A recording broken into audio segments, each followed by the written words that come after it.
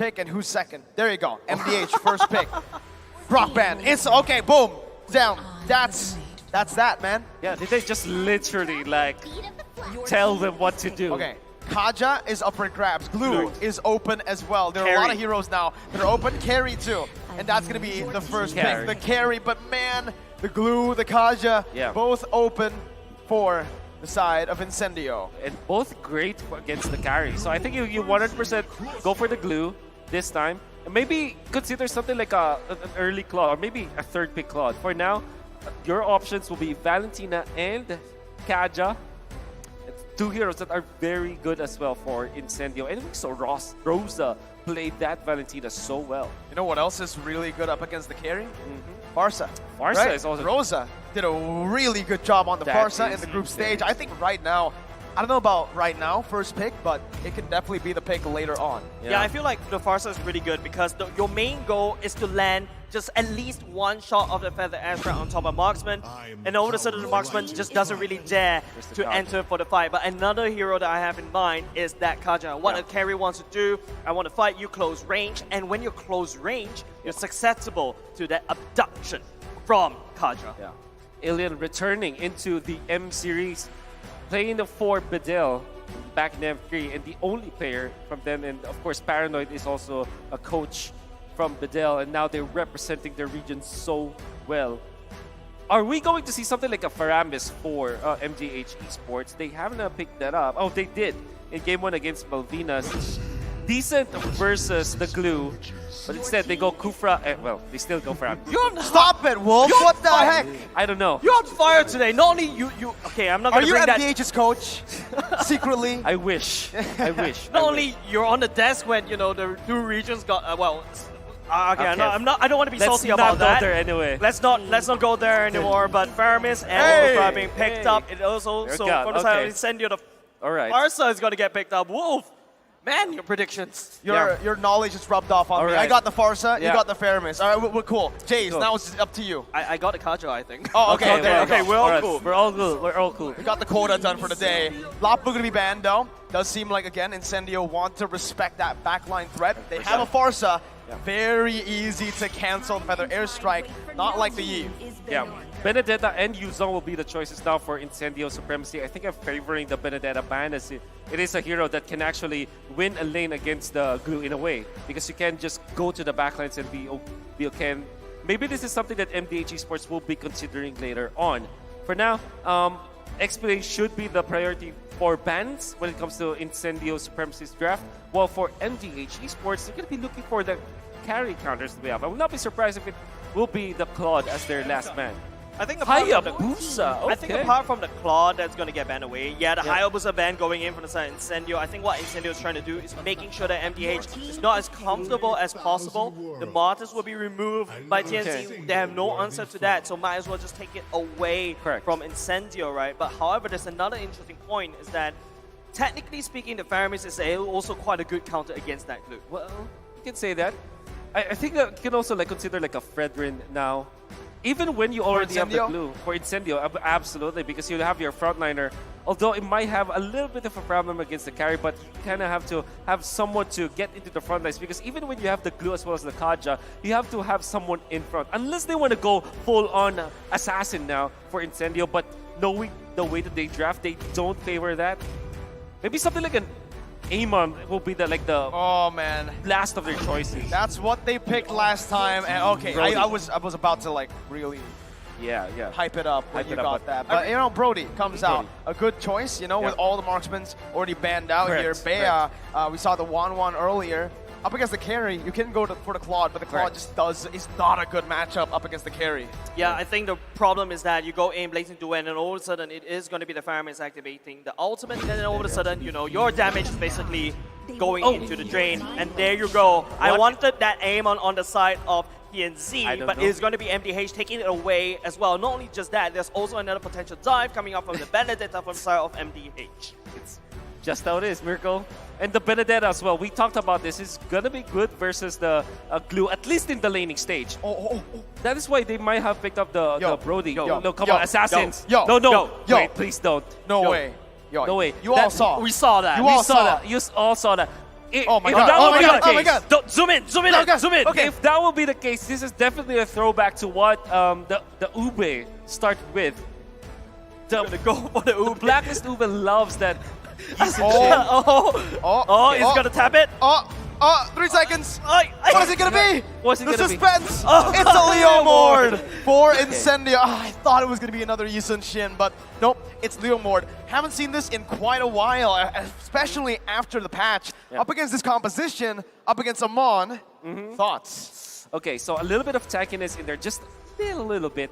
But what I like about it is that if you put the opponent very low, and then you pop the Faramis ultimate, right? Eventually, your Oathkeeper passive is going to have a great time because everybody's going to be low after the fact.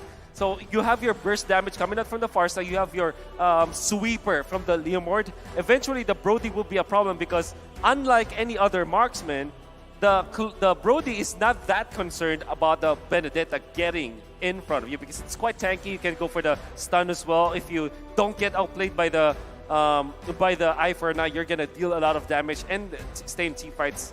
So it kind of makes sense to me.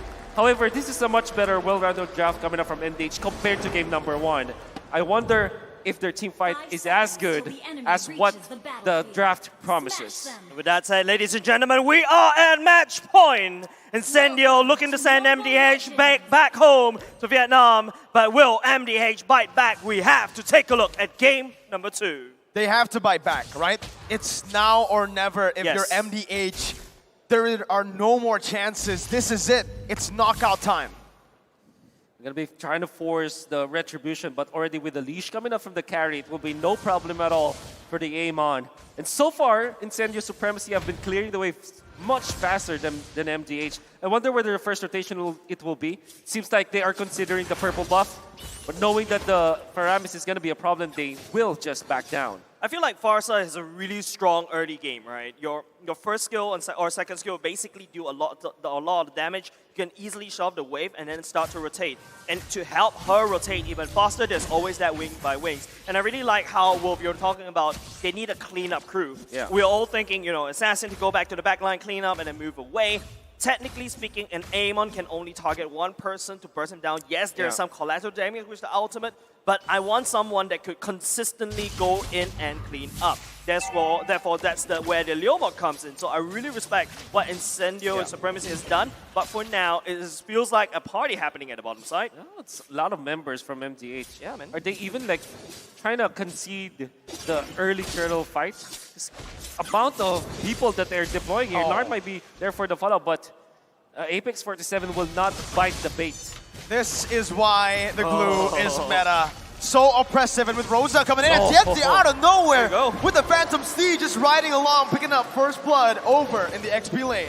Yep, just picking up something that he is supposed to do. Basically, that's why I was looking for the cleanup, right? Incendio, what their gameplay is to burst people down and then leave it up for TNZ to clean it up. But now Joga is already landing down as much shots as possible on that turtle, looking to use the ultimate on top of someone. Right now, MDH has to try to forfeit, but oh no, it's enemy Apex walking the wrong way. Oh, those are the shards. He's going to be able to burst Apex down. Now TNZ caught, has the retreat, picks it up, backs away. It's a kill, traded in over for the turtle. So Incendio Supremacy bought time because they know that without the purple buff, without the ultimate, Joga will not have that much presence in the turtle fight. White! Rosa with the airstrike is able to survive, out-damaging, need my help, and Nart. What? Oh my god, that was crazy. That's the power of the Farsa, right? Basically landing down a feather airstrike right where he stands. But here go, another team fight. That's just the combo coming in. The torn apart memory is going to be able to take the gold laner down. Joga dumps in, but the damage is not enough. Rosa once again able to survive. TNZ coming in, zoning Joga away. Walks up like a Chad. It's just the Chad game. Incendio are Chads. Turkish Chads. Not even delightful anymore. And because of how Apex and how TNZ just set it up, Sunshine was able to absorb every single turret energy away. And Sunshine is definitely going to get more gold as compared to his counterpart. You cannot just be complacent if you're MDH. You always have to be on your toes because the moment that we saw the MDH just releasing their grip, bottom lane's already being pummeled down. Oh, that's a lot of damage onto Hehe. Sunshine going to be able to pick up a kill here. No, my goodness, Sunshine finds it in the last second. It's a double kill for Need My Help. It's a better trade for MDH. And now, it does seem like in terms of kills, they're getting back into it. Rosa with a feather airstrike, forcing Need My Help to flicker out. I think you're training a gold laner for a gold laner. I think it's still okay, especially when, you know, Sunshine is only one death, right? And don't forget, Incendio is already, in terms of gold, he's super ahead, especially after Sunshine just landing down the damage on top of the turrets. But let's take a look at the emblems. Anything that Wolf, what do you think is actually popping up for you? I think the choice coming out from the Brody this time, which is the killing spree. The Divine Judgment onto Joga. Nart able to save his jungler with the Tyrant's Rage. But just like that, no retribution on Joga. And that means it's a free turtle over for the Turkish Incendio Supremacy. So timing. The killing spree choice now for Sunshine is totally different from the Brody that we saw earlier on with the Weapon Master, right? So I would assume that there will be a time where Incendio Supremacy will snap and activate that Turkish Delight once again. Maybe in the mid game, maybe around 7-8 minutes. We're going to be grouping up together, want to try to outrun MDH and just take the turrets after one another. Yeah, but it's going to be Nart engaging, bouncing ball onto Apex 47.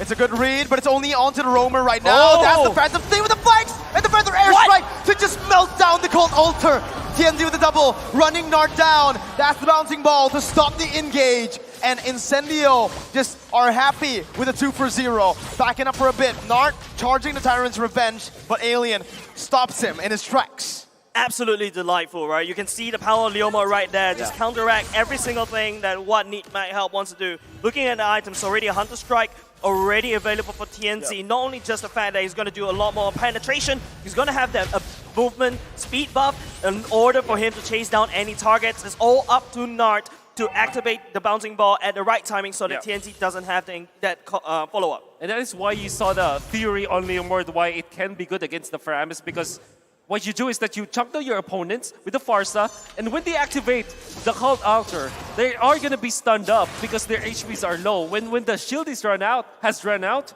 you actually stun them, which is, you know, not going to be in favor of the Faramis users. And you saw the Oathkeeper just deal so much damage against the members of MDH after the Cult Altar is done. And it gave a lot of map control now for Incendio Supremacy. Now they're trying to push top. Yeah, they're definitely going to push top. Sunshine Nart is actually just jumping right in front of Incendio. He's gonna fall! Oh my god, it's a fadeaway! Nart gets a Tyrant's Rage, but it's all in desperation. Apex 47 is still alive and Sunshine picks up a double. It's a dominant game. Incendio are absolutely steamrolling their opponents.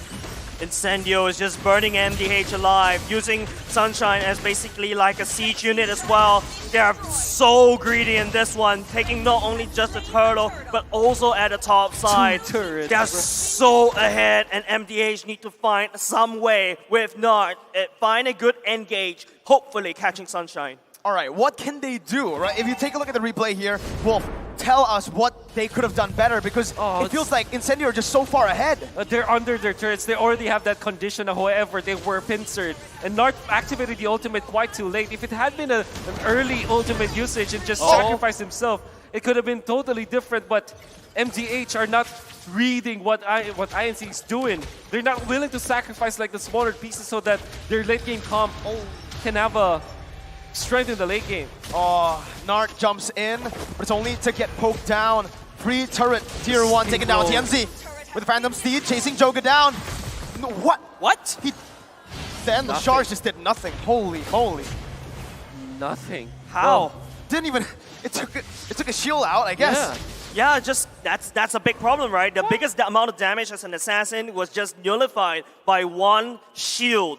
That's how far TNZ is ahead against Radiant Armor. That's why. With the Radiant Armor as almost like a second completed item, there is no way Joga can find assassination on his counterpart. Well, that's very smart if you think about it, because he knows that even when he's not an actual frontliner, Leomord is almost like a frontliner because you're always on the front. You're always trying to fight. A Radiant Armor nullifies the Ghost Bursters as well as the damage coming out from Amon. Knowing that he will be in the front lines anyways, so that the others can set up, all he had to do was to sustain. Yes, he does have the Hunter Strike for the damage, but he'll be outputting a lot more attacks because of the Radiant Armor.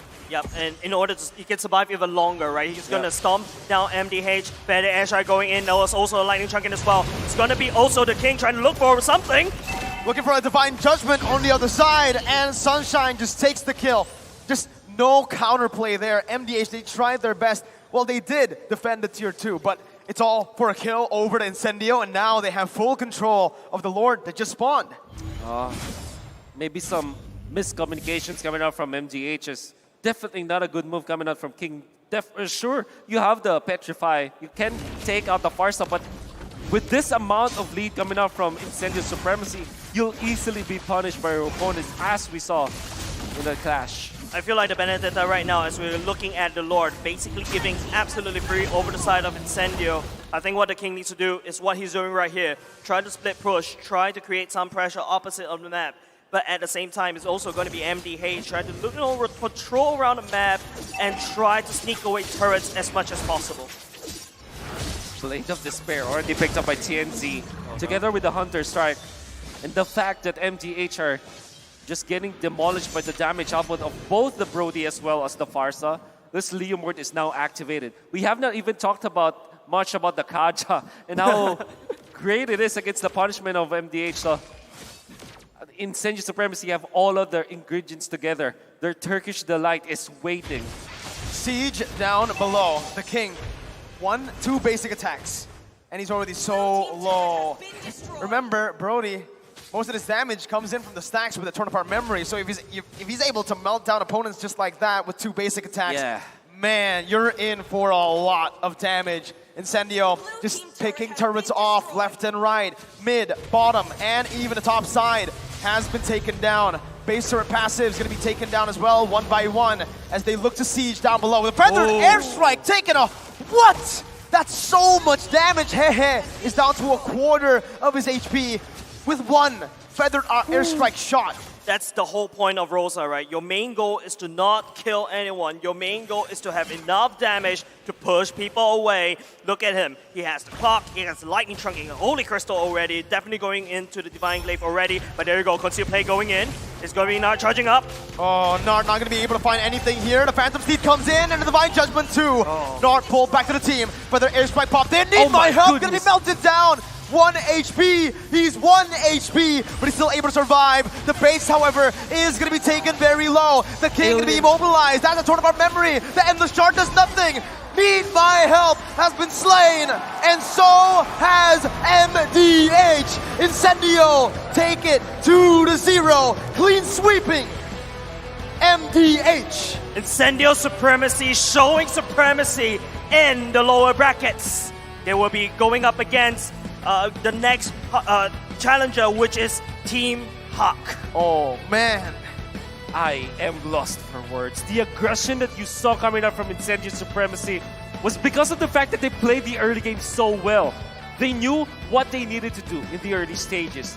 They have found their openings in the turtle fights. They made sure that the bottom lane is not going to be stomped by the carry and the Faramis. They know what they needed to do. Alien was on point with the laning stage. It wasn't that he was able to stop the Benedetta from getting anything out of the map. But Farsa had his damage output intact, and Leomord played this so well. Everybody is picking up their own weight, and that's the reason why the Turkish are going to advance in the lower brackets. Man, the representative for Turkey showing